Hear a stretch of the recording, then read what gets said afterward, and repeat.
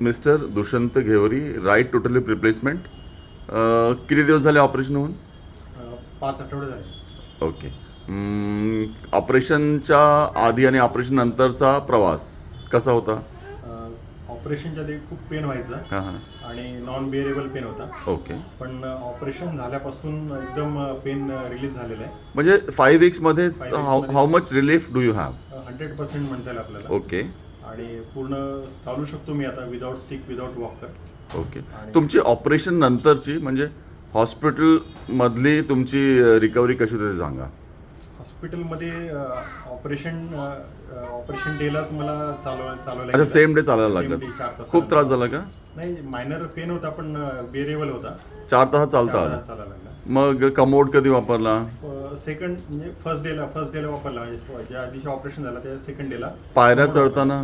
पायऱ्या चढताना सेकंड डेला पायऱ्या चढलो मी. ओके. ते नॉर्मल वाटलं, काही एवढं काही पेन नाही. आणि आता 3 आठवडे वॉकर वापरला आणि 2 आठवडे स्टिक वापरली आणि आता Okay. कम्प्लीट पूर्ण विदाऊट वॉकर, विदाऊट स्टिक चालतं. तर जर मी असं म्हटलं की कुणाला जर हिप रिप्लेसमेंटचं ऑपरेशन लागत असेल तर त्यांच्यासाठी तुमच्याकडनं काही मेसेज द्यायचा आहे की ऑपरेशनबद्दल भीती आहे ती कमी होण्यासाठी, असं काही? ऑपरेशन एकदम छान झाला आणि एकदम कम्फर्टेबल झाला. पहिली मला भीती वाटत होती, नर्वस होतो थोडा. पण असं नक्की वाटते की वाटते की ज्यांना ऑपरेशन करायचं त्यांनी बिंदास करायला पाहिजे आणि रिकव्हरी लवकर करून घेतली पाहिजे. म्हणजे गरज असल्यास ऑपरेशनला घाबरायची गरज नाही घाबरायची आहे? गरज बिलकुल नाही आहे आणि एकदम नॉर्मल ऑपरेशन आहे. विदिन 2 hours एकदम नॉर्मल होऊन जातं. Thank you very much. थँक्यू.